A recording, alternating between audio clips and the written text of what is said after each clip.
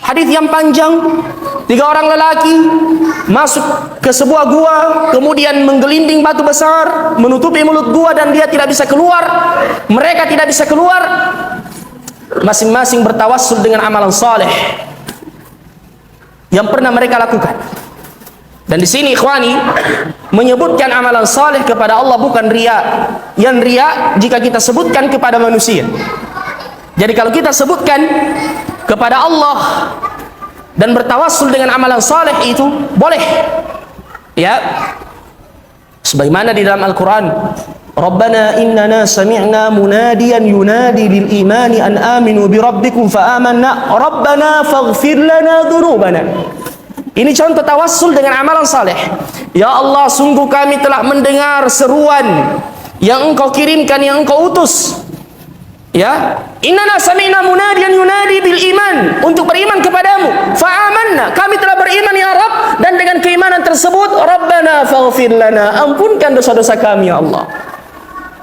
Menyebutkan amalan saleh kepada Allah Subhanahu wa taala. Sebagaimana ketiga lelaki ini, apa amalan saleh yang mereka sebutkan? Ayyuhal ikhwah, yang pertama, dia bertawassul kepada Allah Subhanahu wa taala dengan birrul walidain, berbakti kepada kedua orang tuanya.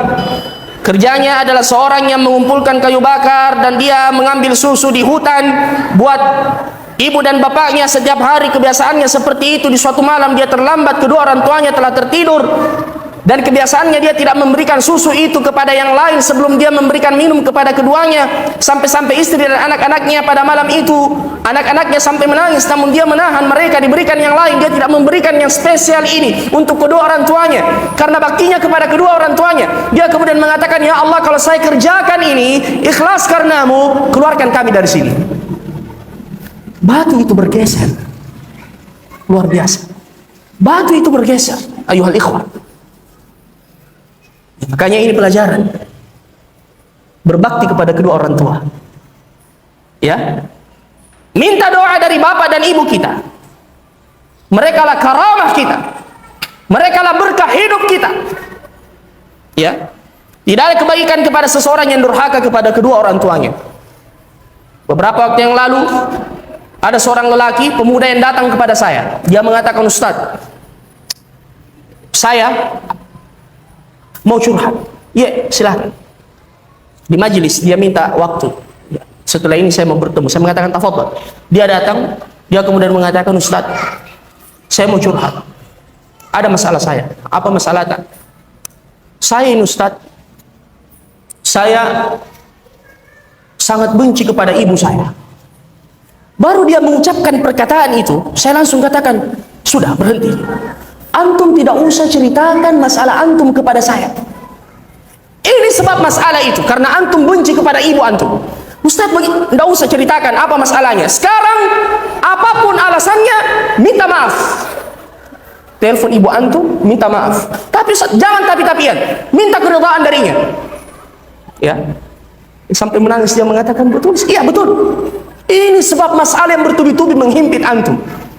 Ya, jangan kita mengatakan orang tua saya yang salah. Memang benar mereka manusia biasa. Tapi ingat, sampai ketika mereka bersalah pada kita, kewajiban kita tetap berbakti kepada mereka. Sampai Allah Subhanahu wa taala berfirman, "Wala tanharhuma", jangan kalian menghardik keduanya. "Wa qul lahumā qawlan karīma, wakhfid lahumā janāḥa adh-dhulli minar rahmah." Kata para ulama, jangan engkau menghardik keduanya. Andaikan keduanya membuat kalian marah, jangan kalian memandang dengan pandangan yang tajam. Ini termasuk durhaka pada orang tua. Seakan ada masalah, ya.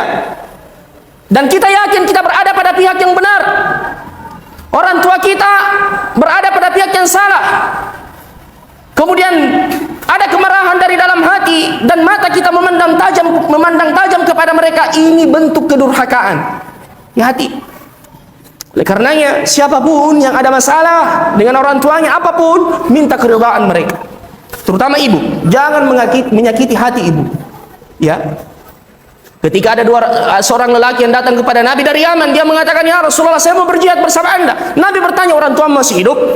Dia mengatakan, "Benar ya Rasulullah, dan saya tinggalkan keduanya dalam keadaan menangis." Apa kata Nabi? "Kembali, buat keduanya tertawa sebagaimana engkau telah membuatnya menangis." Yang kedua, ayyuhal ikhwah, lelaki ini bertawassul. Dia mengatakan, ya Rabb, ya, dia bertawassul, ya Rabb, saya mencintai seorang wanita, masih keluarganya, sepupunya. Dia sangat ingin berbuat fahisyah, ya, berbuat keji dengannya. Namun wanita ini tidak mau.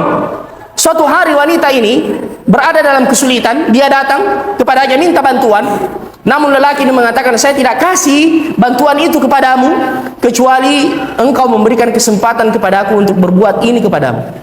Atau faham maksudnya. Akhirnya wanita ini terdesak. Dia mengatakan, baiklah.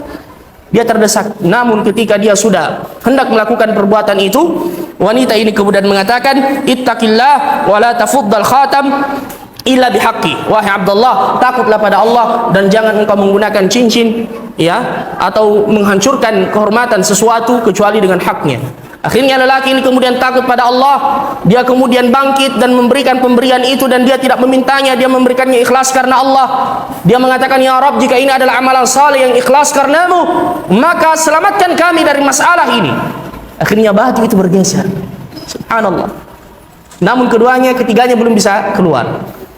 Baru yang ketiga kemudian bertawassul juga dan mengatakan, ya Rabb, saya memiliki banyak pegawai yang bekerja pada saya. Setiap gajian saya berikan kepada mereka upahnya. Pernah suatu ketika ada seorang lelaki yang tidak mengambil upahnya, belum sempat dia ambil, dia pergi. Dan upahnya itu saya simpan, ya Allah. Kemudian saya, ya, kembangkan. Saya jadikan modal. Kemudian setelah itu saya belikan ternak, masya Allah, beranak pinak, berkembang biak, dan ternaknya itu, ayyuhal ikhwah, ya, berlipat ganda, ya, di padang gembalaan, ya, di sebuah lembah. Dan datanglah lelaki itu beberapa waktu kemudian, dia meminta upahnya yang belum sempat ia ambil. Yang ada di benaknya cuma beberapa dirham saja. Namun lelaki ini kemudian mengatakan, semua yang kau lihat ini milikmu. Dia mengatakan, ya Abdullah, wahai hamba Allah, jangan engkau mempermainkan aku. Mengapa engkau mengatakan semua ini milik saya? Dia mengatakan, benar, ini semua milikmu. Ini uangmu, ya, yang subhanallah saya belikan ternak ini, kemudian dia berkembang, dia ambil semuanya. Dan betul orang ini ambil semua. Dia kemudian mengatakan, ya Rabb, kalau saya lakukan ini ikhlas karenamu, maka keluarkan kami dari sini. Maka bergeraklah batu itu dan mereka bisa keluar dengan izin Allah. Ini kisah bukan dari Ustaz Harman, bukan dari saya miskin ilmu ini, tapi dari Nabi kita Muhammad sallallahu alaihi wasallam yang tidak bercerita dengan hawa nafsu, namun wahyu dari Allah Subhanahu wa taala. Yang pertama bertawassul dengan birrul walidain, yang kedua bertawassul dengan al-iffah, kesucian dirinya, dan yang ketiga bertawassul dengan al-amanah, sifat amanah, ya, yang ia tunjukkan. Baik.